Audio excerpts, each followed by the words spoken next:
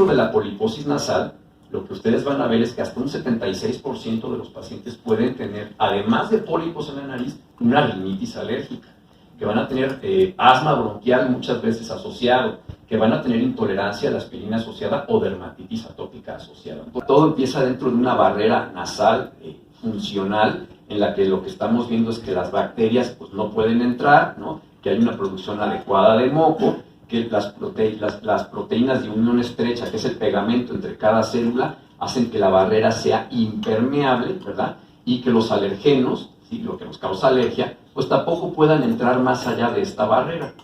Pero cuando yo tengo una inflamación de perfil T2, pues nos pasa que la barrera se vuelve disfuncional y tenemos una sobreproducción de moco, se vuelve la barrera mucho más permeable y eso hace que las bacterias, los hongos, los virus puedan entrar a estratos más profundos de la mucosa, generando una reacción inflamatoria y una reacción en cadena.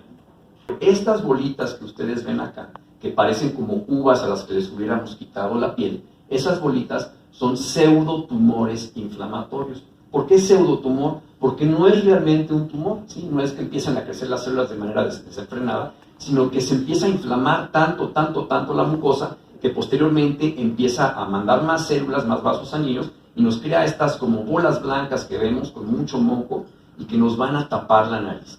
Entonces no es solamente una rinitis alérgica, sino que realmente se crean estos pseudotumores inflamatorios llamados pólipos nasales que afectan tremendamente a la calidad de vida del paciente. La poliposis nasal va a ser de tipo difuso, o sea, bilateral, va a afectar los senos paranasales de los dos lados de la nariz, como vimos de respuesta tipo 2, y aquí es donde encontramos entonces la rhinosinusitis crónica con poliposis nasal. Hay tres tipos de respuesta inflamatoria, la tipo 1, la tipo 2 y la tipo 3. La tipo 2 es la que se caracteriza por la producción de estas citocinas proinflamatorias altamente tóxicas, interleucina 4, 5 y 13.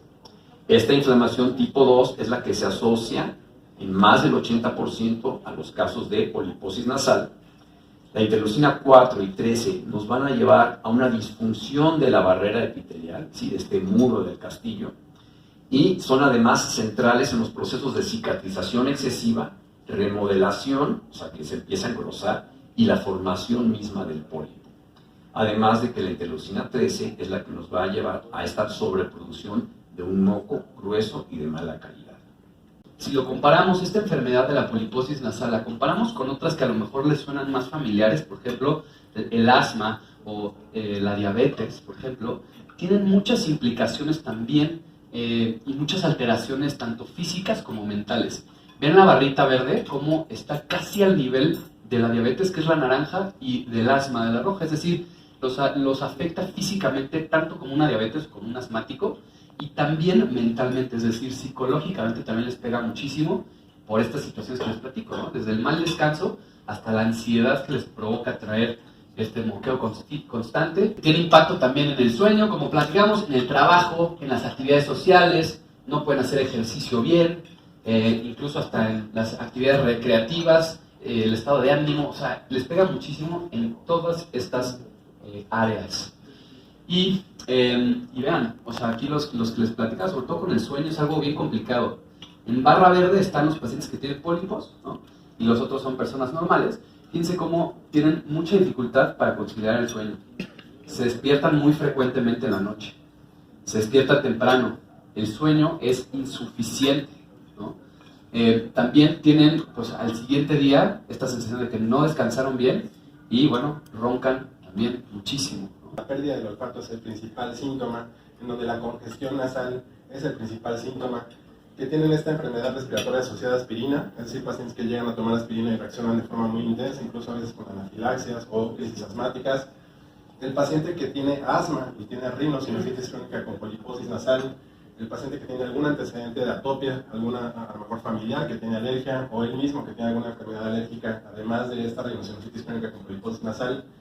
Ese tipo de pacientes son los pacientes que tienen inflamación tipo 2, que fue lo que vimos con el doctor Ignacio Bion. Y justo esos pacientes que tienen inflamación tipo 2 son los que van a recurrir y son los que podemos tener como blancos para poder darles estas opciones terapéuticas que son mucho más específicas, que van a disminuir esa inflamación y en los cuales vamos a tener los mejores resultados.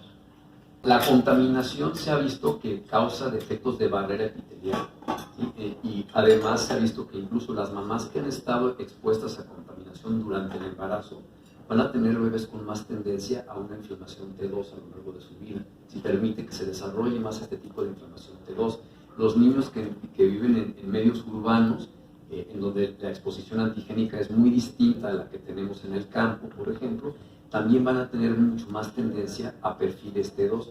Entonces, no solo la poliposis nasal, sino el asma, la rinitis alérgica, la dermatitis atópica, la esofagitis eosinofílica, etc. Todo este tipo de enfermedades de perfil T2 van a tener un poco más de tendencia a presentarse en medios urbanos. Sí, hay un estudio que se llama FlexPulsar, es un estudio que justo vio, y así lo estudió más como específicamente en partículas de escape de diésel, ¿no? Son estas partículas que se obtienen de repente de los combustibles, ¿no? Camiones, coches, etc. Y sí hay una relación súper directa, o sea, entre más partículas de diésel hay en el ambiente, o sea, sobre todo las ciudades con muchos vehículos en general, está como directamente relacionado a que hay más enfermedad respiratoria en general. Sí, y en México así no hay datos con rhinosinusitis crónica con poliposis nasal, pero sí para asma justo, que se puede equiparar mucho. No todos los pacientes que tienen asma tienen inflamación tipo 2, pero sí la mayoría. Así como en esta enfermedad también la mayoría de los pacientes con rhinosinusitis crónica con poliposis nasal tienen tipo 2. En cuanto a que ciudades como por ejemplo León, Monterrey, Ciudad de México, que son altamente contaminadas, también tienen mayores prevalencias de asma que ciudades que probablemente no. Entonces sí son multifactoriales y muchas veces no depende solamente de la contaminación, sino de otros factores ambientales que también pueden influir.